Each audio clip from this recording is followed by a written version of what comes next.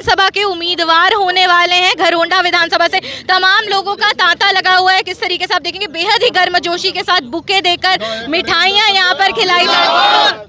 BJP सरकार जिंदाबाद। एक बार फिर से चुनावों में उतरेंगे, एक बार फिर से चुनाव लड़ेंगे। और देखिए यहाँ पे मैं देख रही हूँ नाचने गाने वालों का भी तांता लगा हुआ है, तमाम लोगों का तांता लगा हुआ है। मैं देख रही हूँ कि लोग नाचते हुए भी नजर आ रहे हैं। खुशी इतनी ज्यादा है कि तमाम लोग नाच कर इस खुशी को मनाते हुए नजर आ रहे हैं। तस्वीरें तमाम जो आपने देखी है नेताजी पर लाइव ही आप लोगों ने देखी है। जब से विधानसभा चुनावों का ऐलान हुआ है हर किसी ने एकटक निगाहें बिछाई हुई थी कि आखिर भारतीय जनता पार्टी की सूची कब सामने आएगी। कल देर शाम को सूची सामने आ जाती है और घरोंडा में तब से खुशी की लहर है। आप देखेंगे जो निवर्तमान विधायक भी हैं घरोंडा से हरविंदर कल्याण के, ऐसे लोगों का तांता लगा हुआ है। लोग मिलने आ रहे हैं बुके लेकर, लोगों में खुशी है। और खुशी इस बात की है कि इस बार फिर से घरोंडा से भाजपा के विधानसभा चुनावों के लिए उम्मीदवार होने वाले निवर्तमान विधायक हरविंदर कल्याण जो हमारे साथ एक बातचीत उनके साथ करेंगे और फिर आमजन से भी उनकी राय जरूर लेंगे। सर, सबसे पहले तो आपको बहुत बहुत बधाई देना चाहूंगी। आप क्या कहना चाहेंगे? सूची में नाम आ गया, इस बार फिर से चुनाव लड़ने वाले, फिर से रणनीति में उतरेंगे। बहुत बहुत धन्यवाद। निश्चित रूप से जो पार्टी ने दोबारा मेरे ऊपर विश्वास जताया है और एक जिम्मेवारी मुझे दोबारा दी है, ये टिकट केवल हरविंदर कल्याण की नहीं है, ये टिकट भारतीय जनता पार्टी के प्रत्येक कार्यकर्ता की है। और ये कार्यकर्ताओं के दम पर ही हम जो है सभी कार्यों को करते हैं। और मैं समझता हूं कि हम सभी कार्यकर्ता मिलकर ये सुनिश्चित करेंगे कि हम पूरे मेहनत करके इस सीट को भारतीय जनता पार्टी की झोली में, अपने शीर्ष नेतृत्व की झोली में डालने का काम करेंगे। सर, जब से सूची जारी हुई है हम देख रहे हैं कि कुछ बड़े नेता हैं पार्टी के जिन्होंने त्याग पत्र देने शुरू कर दिए, जिसमें नाम आता है कर्णदेव काम्बोज का, भगवान दास का। और कर्णदेव काम्बोज की अगर मैं बात करूं, उन्होंने तो पार्टी पे आरोप भी लगाया है कि उनके साथ गद्दारी हुई है। इस पे क्या कहना चाहेंगे आप? देखिए, मैं इस बारे में कोई टिप्पणी नहीं करना चाहूँगा। किसी नेता या व्यक्ति विशेष की कोई इस प्रकार की बात हो सकती है, मैंने इस प्रकार की कोई बात सुनी नहीं है। परंतु भारतीय जनता पार्टी एक संगठन, एक विचारधारा से जुड़ा हुआ संगठन है और ये कार्यकर्ताओं की रायशुमारी के बाद शीर्ष नेतृत्व तक जो भी फैसले होते हैं वो पार्टी नेतृत्व लेता है। और मुझे लगता है कि हर सीट का अलग समीकरण होता है और पूरे प्रदेश का भी एक संतुलन बिठाया जाता है। और उन सभी समीकरणों को देखकर पार्टी जो निर्णय लेती है वो इसी तरीके से लेती है कि एक समाज का भी संतुलन हो और कार्यकर्ताओं का भी हर तरीके से उनकी भी जो एक सोच है उसके ऊपर भी ध्यान रखा जाए। तो सब बातों का ध्यान रखते हुए ही पार्टी टिकट के ऊपर निर्णय करती है। सर, टिकटार्थियों की सूची इस बार काफ़ी लंबी थी। जो निवर्तमान मेयर भी है रेणुबाला गुप्ता या फिर संजय भाटिया, उनके भी नाम काफ़ी चर्चा में बने हुए थे, उनको टिकट नहीं मिली है। इसे कैसे देखते हैं आप? देखिए, हर विधानसभा क्षेत्र में कई कार्यकर्ता जो हैं वो टिकट की लाइन में होते हैं। ऐसा कोई भी विधानसभा नहीं होता जहाँ पे 5-5, 10-10 या ज़्यादा भी ऐसे कार्यकर्ता होते हैं। और सभी का टिकट मांगने का अधिकार भी है और सभी सक्षम भी हैं। जिसको टिकट मिला है वो किसी भी तरीके से अन्य कार्यकर्ताओं से ज़्यादा श्रेष्ठ नहीं होता। सभी कार्यकर्ता एक समान होते हैं। परंतु ये पार्टी का निर्णय होता है। पार्टी हर तरीके से सभी समीकरणों को ध्यान में रखकर टिकट का वितरण करती है। और मैं समझता हूँ कि जिसको भी टिकट मिलता है बाकी सभी कार्यकर्ता मिलकर पार्टी को जिताने का काम करते हैं। सर, सिरसा से सांसद कुमारी शैलजा, उन्होंने बोला था कि हमारी जो कांग्रेस पार्टी है अकेले चुनाव लड़ने के लिए सक्षम है। वही आम आदमी पार्टी के नेताओं की बात करूं, अनुराग ढांडा हो, सुशील गुप्ता, उन्होंने भी यही बोला था। लेकिन ठीक चुनावों से पहले एक बार फिर से सीटों की मांग कर रहे हैं एक दूसरे से, एक कहीं ना कहीं समझौता करने की कोशिश कर रहे हैं, गठबंधन करने वाले। इसको आप कैसे देखते हैं? देखिए, आज केंद्र के अंदर भी भारतीय जनता पार्टी की एनडीए की तीसरी बार स्पष्ट बहुमत की सरकार बनी है। और भारतीय जनता पार्टी ने जिस तरीके से पिछले 10 वर्षों में देश की मजबूती के लिए, समाज की भलाई के लिए, व्यवस्थाओं को मजबूत करने के लिए जितने भी काम किए हैं, मैं समझता हूं कि जनता का प्यार और जनता का विश्वास भारतीय जनता पार्टी के साथ जुड़ा है। विपक्षी दल सभी जो एक अलग अलग विचारधारा के विपक्ष के लोग हैं, उन सबका एक प्लेटफॉर्म पर आना ये इस बात को दर्शाता है कि भारतीय जनता पार्टी वास्तव में एक बहुत मजबूत दल है, बहुत बड़ा संगठन और एक मजबूत संगठन है। और भारतीय जनता पार्टी के साथ लड़ना उनके लिए अकेले के बस की बात नहीं है। इसलिए वो सभी एक विपरीत विचारधारा के होते हुए भी जब एक प्लेटफॉर्म पर आते हैं तो इससे एक स्पष्ट संकेत ये जाता है कि जब उनकी विचारधारा अलग है और वो एक प्लेटफॉर्म पर हैं तो वो सत्ता के लिए एक है, ना कि लोगों की भलाई के लिए। सर, एक बार फिर से अगर जीत हासिल करते हैं, विधायक बनते हैं, घरोंडा के लोगों के लिए क्या अलग करेंगे इस बार? देखिए 10 वर्षों में हमने इस बात का ध्यान रखा है कि हमारा जो एक पिछड़ा हुआ घरोंडा क्षेत्र था उसको हम तरक्की के रास्ते पर हम आगे लाने का एक काम हुआ है। हमारी पार्टी की सरकार हमारे नेतृत्व के आशीर्वाद से घरोंडा विधानसभा में जो एक पिछड़ापन था वो पिछले 10 वर्षों में दूर हुआ है और एक जो तरक्की की एक मजबूत नींव है वो पिछले 10 वर्षों में रखी गई है। अगर मैं बात करूं, बहुत ही पिछड़े हुए हमारे जो गांव हुआ करते थे, खासतौर पर जमुना बेल्ट के, जो कि 60-70% से लेकर 100-100% तक लगभग 20 से ज़्यादा गांव बिल्कुल कच्चे थे और उसके अलावा कोई मूलभूत सुविधाएं बाकी गांवों के अंदर भी बहुत सारे गांव थे जिनके अंदर कोई मूलभूत सुविधाएं भी नहीं थी। हमने ये सुनिश्चित किया कि हर गांव के अंदर ना केवल गली नाली फिरनी बल्कि जहां हम चौपाल बना सके हमने चौपालें बनवाई, जहां हमें पर्याप्त जगह मिली हमने वहाँ पे कम्युनिटी सेंटर बनाए, हमने लोगों के लिए पीने के पानी की व्यवस्थाएं, ट्यूबवेलों का इंतज़ाम हमने किया। हमने हर वो काम करने का प्रयास किया जिससे लोगों को सुविधाएं मिल सकें।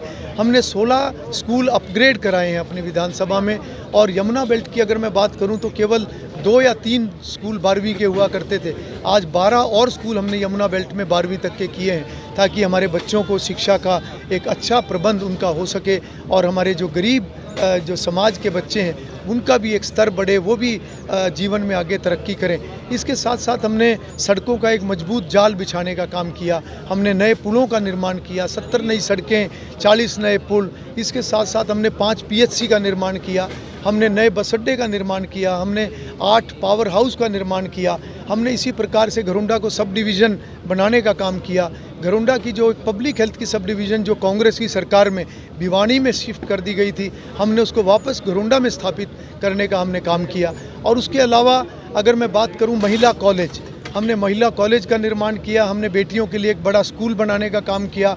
हमने 2 ITI घरोंडा विधानसभा की वो भी इन 10 सालों के अंदर आई हैं और उसके साथ साथ जो मेडिकल यूनिवर्सिटी, NCC एकेडमी, जो फ्लाईओवर, जो GT रोड के ऊपर भी फ्लाईओवर जो पेंडिंग थे हमने उनका भी निर्माण कराने का काम किया है।